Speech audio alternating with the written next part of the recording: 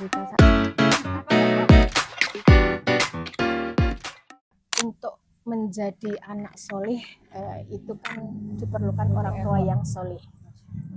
Jadi kalau kita pengen anak-anak kita nanti di pondok itu juga kemudian menjadi anak yang soleh, keberkahan ilmunya dapat, maka orang tuanya juga harus menjadi orang tua yang soleh juga. Assalamualaikum warahmatullahi wabarakatuh. Waalaikumsalam warahmatullahi wabarakatuh. Teman-teman Denisa, hari ini kita mau ngobrol-ngobrol cantik bareng sama ustazah kita. Ustazah Tiwi ini penggiat dakwah ya Us ya. Udah kemana-mana kalau dakwah. Hari ini tuh kita mau ngobrolin tentang anak-anak yang masuk pondok. Nah, karena Ustiwi ini kebetulan ketiga anaknya masuk pondok ya Us ya, dengan segala dramanya. Iya betul. Jadi kita pengen tahu banget seluk-beluk, karena anak-anak kita juga ada yang baru masuk gitu, ada yang kalau Mbak Nita mungkin udah beberapa tahun sebelumnya udah masuk, tapi masih banyak aja masalah di sepanjang perjalanan ini gitu kan. Monggo Mbak Nita mau nanya dulu. Kalau menurut Ustiwi ini apa tujuan memasukkan anak ke pondok, Us? Iya, ya. Jadi sejak awal ketika kita itu mendesain ya pendidikan buat anak-anak kita, itu kan kita satu yang harus kita pahami bahwa kita dengan suami kita, gitu ya, dengan pasangan kita itu harus memiliki visi yang sama. Sebenarnya rumah tangga itu mau dibawa kemana, ya, termasuk juga nanti bagaimana arah pendidikan untuk anak-anak kita itu bagaimana. Ya, kalau dikatakan bahwa ku anfusakum wa ahlikum naro, gitu ya.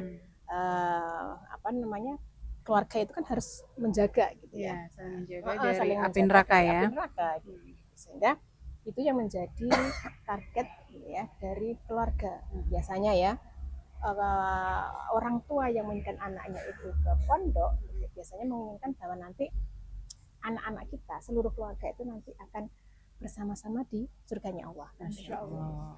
Nah, sehingga kalau kemudian mau ke arah sana kan berarti memang harus ada step-stepnya. Ada step-stepnya kan, termasuk mengkondisikan anak-anak kita itu supaya bersedia nanti itu setiap hidupnya gitu ya, itu senantiasa mengarah pada amal solih.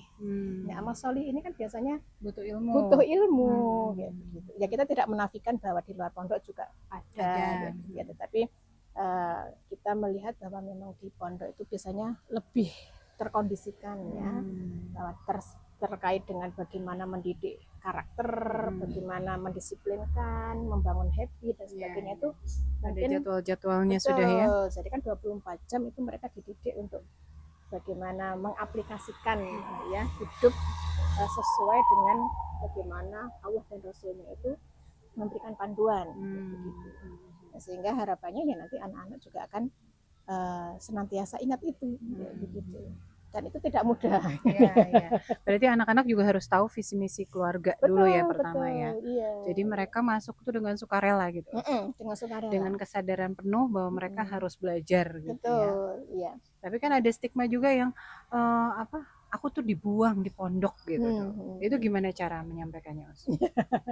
Ya ini kan stigma ini berasal dari beberapa pengalaman yang memang kebetulan faktanya begitu. Jadi anak-anak yang misalnya di sekolah umum itu nakal, orang tua yang sudah kemudian kehilangan cara untuk mengendalikannya, gitu ya, sehingga kemudian dia transfer gitu ya ke pondok seolah-olah itu sebagai tempat buangan gitu. Karena kalau di pondok kan sudah orang tua nggak udah lepas tangan lah ya. Jadi kalau dulu nakal nanti aku masukin pondok ya gitu kan ya, kebiasaan dari dulu zaman dulu begitu.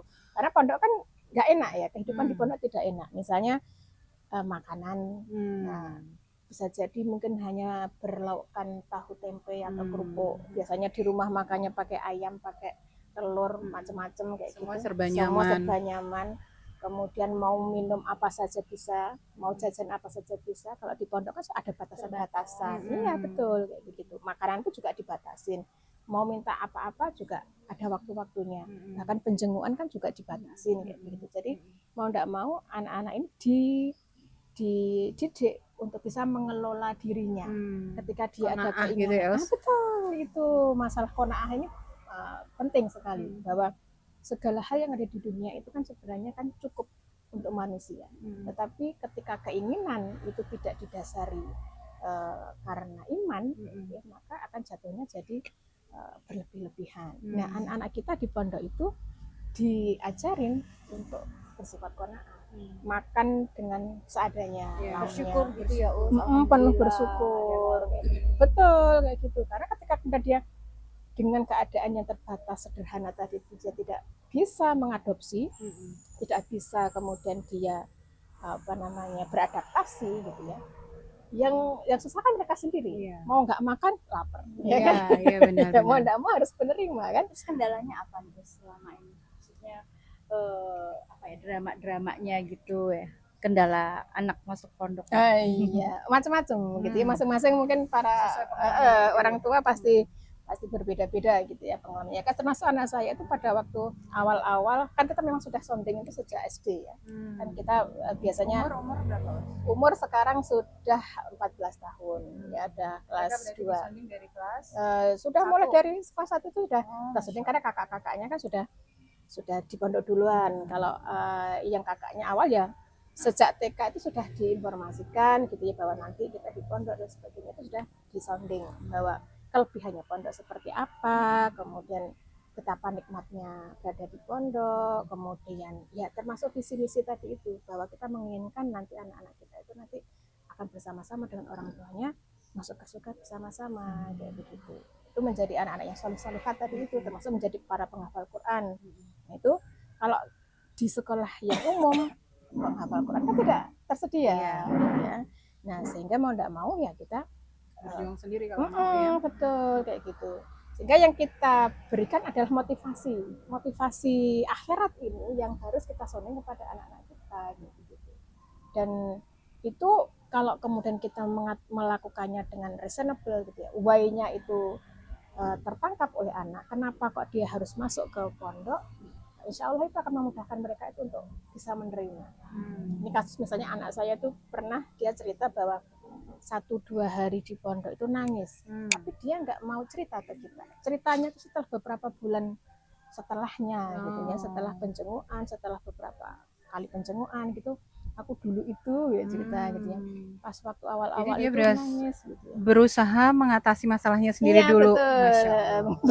Jadi Jadi lumayan mandiri ya jadinya ya. ya terpaksa, padahal biasanya kalau di rumah kan makan sehari bisa 5 kali gitu kan ya, Masa bisa pertumbuhan ya, ya, masa belum pertumbuhan ya remaja gitu ya. Makanya pada waktu dia masuk itu BB-nya itu 70 ya. Begitu pada saat pada saat kemudian liburan itu kita cek jadi 56. Masya Allah, 14 kilo ya. Tapi nggak sakit ya? Enggak, Bukan sakit ya, enggak, Masya Allah. Artinya sebenarnya anak-anak itu bisa beradaptasi gitu loh.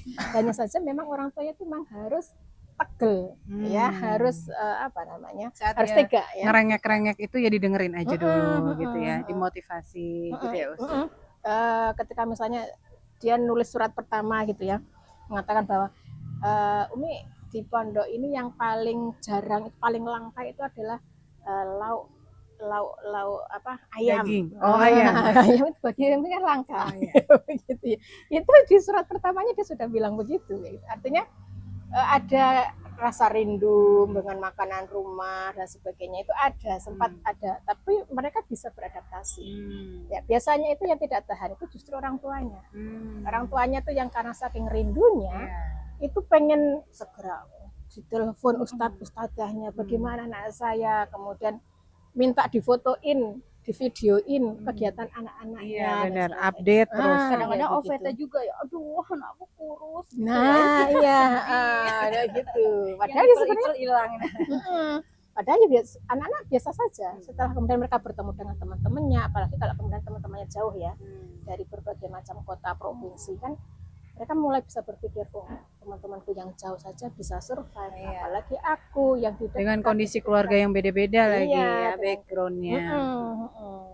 Jadi itu nature aja sih, itu kan bagian dari pendidikan ya, dari pendidikan bahwa anak-anak nanti itu akan senantiasa beradaptasi dengan lingkungannya, termasuk nanti bertemu dengan teman-teman baru, bertemu dengan lingkungan baru, bertemu dengan cara pengajaran baru, itu juga mereka akan beradaptasi. Benar-benar. Nah, kalau misalnya ngadepin berita-berita sekarang tuh yang mengerikan ya, Us. Ada bully yang berlebihan, ada misalnya apa namanya penyimpangan apa segala macam. Itu gimana, Us? Nah, ini memang harus ada sinergi ya, sinergi antara orang tua dengan pihak pondoknya. Dan satu lagi bahwa nilai-nilai terkait dengan bullying, anti bullying ya, itu harus kita tanamkan sejak awal pada anak-anak. Jadi anak-anak itu bisa mengenali mana bullying, mana tidak. Nah, kayak misalnya kan anak-anak sekarang itu juga terutama gen alpha ya, itu kan mudah baper nih.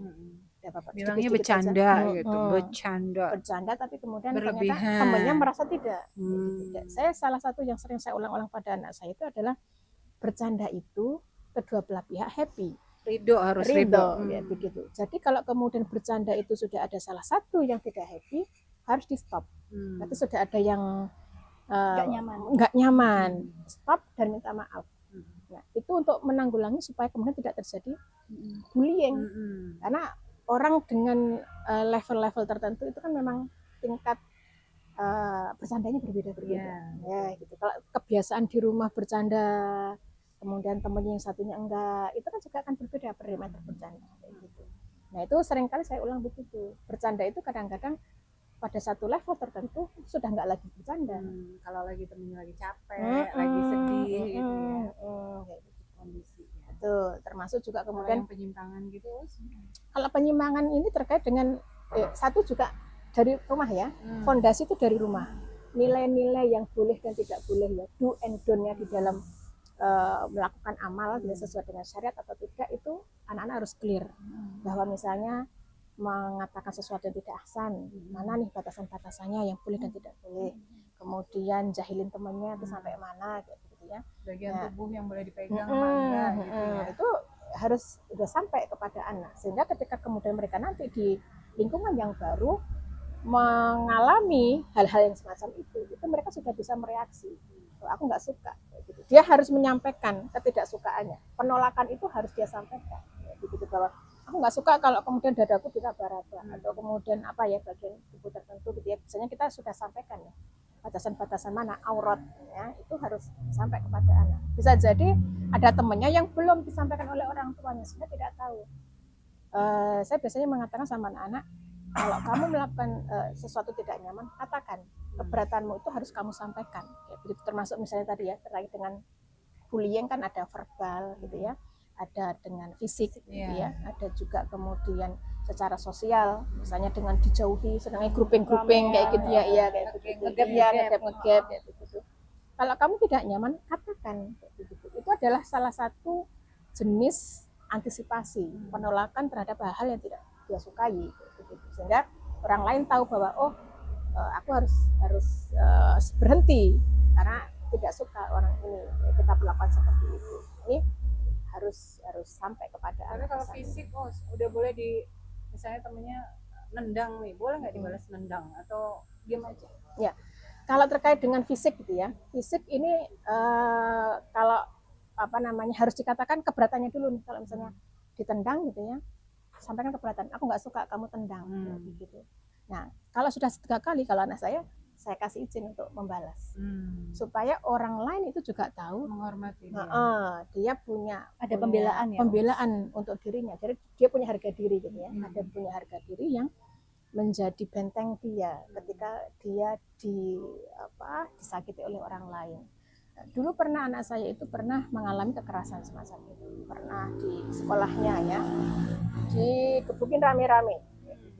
Nah, pada waktu itu kemudian kami di rumah sampai kasih dia akses guling gitu ya, dia pakai untuk latihan fisik, latihan fisik. Jadi tangannya jadi kuat ya. Jadi saya katakan kalau kamu disakiti orang lain, katakan keberatan. 2-3 kali kamu sampaikan, kalau kemudian masih dilakukan juga, kamu boleh balas. Saya kasih akses untuk izin maksimalnya, nggak boleh yang berlebihan juga kan? Iya, saya bilangnya bahwa sesuai yang dia kekuatannya ya sesuai yang dia terima, jangan kemudian dibalas yang lebih. Iya kayak gitu. Nah, itu juga perlu juga ketika misalnya dia mengalami kekerasan, libatkan guru. Ya begitu ya, sebelum pembalasan dan sebagainya itu sampaikan keberatanmu langsung kepada si pelaku, kemudian sampaikan juga kepada guru gitu ya. Nah, makanya kenapa penting juga ini pihak sekolah ataupun pondok itu untuk merespon bab masalah bullying ini. Iya. Iya. Karena kalau kemudian pihak institusi pendidikannya dia tidak responsif, itu akan menjadi apa? Ketidaknyamanan ya di dalam interaksi sosial. Ngaruh ke mental health anak juga Betul, ya. nanti akan menjadi mental isu kayak begitu. Ini yang kita jaga supaya tidak terjadi. Terus di pondok itu ada life skill nggak? Misal sesuai passionnya masing-masing gitu. Masing-masing pondok punya kurikulum ya. Ada yang menyediakan itu ya mungkin levelnya beda-beda ya, ada yang banyak, ada yang sedikit. Kalau di tempat anak saya itu kan juga ada kemudian kemampuan untuk leadership, ada kemampuan juga nanti itu untuk apa? Life skill ya, seperti itu. Ada kemampuan untuk bagaimana memahami diri kayak begitu. Terus kan mereka di pondok itu kan diajarin untuk apa misalnya nyuci sendiri, bersih-bersih. Nah, biasa jadi dulu waktu di rumah nggak pernah diajarin itu ya. Jadi mereka Semua tahu beres dulu ya. basic skillnya itu ada kayak gitu ya, untuk hidup itu seperti apa kayak gitu. Sehingga mereka yang biasanya itu selalu nyaman disediakan, itu di pondok dikasih tahu kayak begitu. Termasuk juga bagaimana mentoleransi teman-temannya yang berbeda sikapnya, berbeda-beda sifat karakternya, handle-nya bagaimana, berkomunikasi dengan mereka. Kadang-kadang juga kalau anak saya suka curhat gitu ya, jadi ada temanku yang begini begitu misalnya kayak gitu ya. Kemarin di iniin gitu ya, ada yang nyakitin misalnya, atau aku kemarin bawa apa diambil gitu. Kalau di pondok itu mungkin sering dengar gosip ya, istilah gosip. Iya. Benda kagak bilang Sering barangnya tuh hilang. Ember. Ya. Embernya, entah sabunnya, entah apa kayak gitu suka hilang. Masa baru dibeliin kemarin satu kantong. Hanger 2 lusin sisa 9 ya. Kaki. Iya. Itu sering kayak begitu. Mungkin kita sering dengar itu, tapi anak-anak kita harus sering kita ingatkan masalah gosip itu. Gosip ini kan tidak boleh. Lebih ke adab ya, Us. Iya.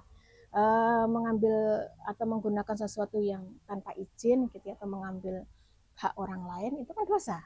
Gitu. Kalau kita pengen berkah berada di dalam pondok, ilmu kita juga berkah, hindari juga hal-hal kemaksiatan walaupun kecil ya. Tadi misalnya pakai sendal temannya tanpa izin, sehingga sampai kemana-mana dicariin. Bahkan anak saya pernah itu kejadian bahwa sandalnya itu dilempar kemana ya begitu sampai hilang. Jadi dia sandalnya hilang, dijahilin entah bagaimana kayak begitu. Itu jadi nyeker kemana-mana. Gitu. Tapi alhamdulillah ada temannya juga yang baik hati gitu ya, jadi dipakai sendalnya kayak begitu. Nah, ini pentingnya menjaga anak-anak kita itu dari awal. Fondasi awal di keluarga, pendidikan awal itu dari keluarga. Ketika kemudian nanti anak-anak sudah jauh dari keluarga, nilai-nilai itu akan dia bawa terus. Jadi bukan berarti ditaruh di pondok terus orang tua bebas. Enggak. Harus sinergi ya. Betul. Jadi makanya nanti pas pada waktu penjengukan itu manfaatkan semaksimal mungkin untuk value ya, nilai-nilai, norma-norma yang kita ajarkan untuk anak itu kita sounding ulang, di cross check lagi kayak gitu. Ini malah justru menghilang atau justru menguat gitu kan? Iya. Terus kalau anak-anak lulus nih, Us, apa diarahkan jadi pendakwah atau ngikutin passionnya mereka lah? Mereka memilih jurusan apa bebas gitu? Kalau saya sendiri sih tidak memaksa anak-anak untuk ke profesi tertentu ya. Kita hanya memberikan pilihan-pilihan yang harus mereka ketahui. Misalnya ada profesi ini, profesi itu. Tetapi selama mereka menjadi seorang hamba, maka ada kewajiban dakwah di dalam diri mereka, menyampaikan gitu ya, kebaikan, amar ma'ruf nahi mungkar itu sudah default ada pada diri mereka. Dimanapun mereka berada, profesi mereka apapun, itu harus mereka lakukan. Entah nanti mereka jadi pengusaha, entah nanti mereka menjadi dosen, entah mereka menjadi teknokrat, entah menjadi apapun, amar ma'ruf nahi mungkar itu harus senantiasa mereka lakukan, tanpa harus kemudian membranding diri sebagai pendakwah gitu ya, atau ulama dan sebagainya. Yang terpenting mereka punya visi misi bahwa hidup kita di dunia ini sebagai hamba Allah. Dan tujuannya adalah untuk beribadah pada Allah. Ini harus ada di dalam mindset utama anak-anak kita, sehingga apapun yang mereka lakukan, baik nanti mereka itu setelah keluar dari pondok gitu ya, yang mereka lakukan di berbagai bidang apapun, itu senantiasa mereka jadikan sebagai fondasi gitu ya. Mindset itu tidak akan pernah keluar dari. Tapi kalau misalnya profesi yang dipilih tuh nggak sesuai nih sama pilihan orang tua dan agak menyimpang nih, maksudnya dari yang rules yang Islam boleh, Islam nggak boleh misalnya gitu, itu Misalnya gimana? seperti apa? Misalnya penyanyi dangdut sound horek gitu. agak ekstrim sekalian. Iya. Ya, itu harus sudah mindset ini sudah harus sampai tadi tuh do and don't-nya tadi itu ya. Oh, ya. Nah, Berarti kan, apapun boleh, yang penting sesuai syariat dengan Allah nggak syariat. dilanggar. Iya, betul kayak gitu. Ya. Panduan itu harus jelas kalau yang Iya, itu. iya. Ya kalau yang tidak sesuai dengan syariat harus ditinggalkan. Entah itu menghasilkan uang yang banyak atau tidak. Walaupun lagi viral Betul.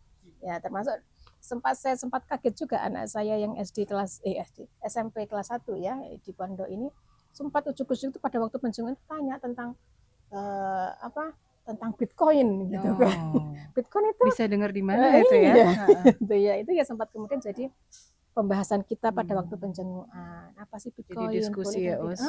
Kayak begitu. Jadi pas pada waktu penjenguan itu maksimalkan interaksi kita dengan mereka, menambah maklumat, menambahkan hal-hal yang sebelumnya sudah menjadi isu ya. Misalnya dari kirim surat atau telepon kan kita sudah tahu nih ada beberapa isu yang harus kita selesaikan, harus kita perkuat mana gitu. Itu jadi menjaga bonding juga. Betul, itu manfaatkan. Jangan kemudian cuman datang nanya target sudah hafal berapa juz kayak begitu, ngasih makanan yang banyak kayak begitu ya, diseneng-senengin, habis itu pulang nggak ada value-nya, nggak ya, ada Us. value yang bisa diberikan kepada anak kayak begitu. Terakhir nih Us, closing statement-nya untuk motivasi para orang tua yang di luar sana buat anak-anaknya yang berada di pondok. Nah, Masya Allah. Ya, bahwa untuk menjadi anak solih itu kan diperlukan orang tua yang solih. Jadi kalau kita pengen anak-anak kita nanti di pondok itu juga kemudian menjadi anak yang solih, keberkahan ilmunya dapat, maka orang tuanya juga harus menjadi orang tua yang solih juga. Sehingga kemudian connect antara orang tua dengan anak yang ada di pondok itu senantiasa Allah jaga. Jadi harus menjaga dari maksiat juga, biar Allah jagain juga anak kita di sana gitu ya. Iya. Masya Allah, doanya ya Us, Masya Allah, semoga anak-anak sama-sama. jadi solih-solihan. Barakallah Us, Barakallahu jazakallah khair.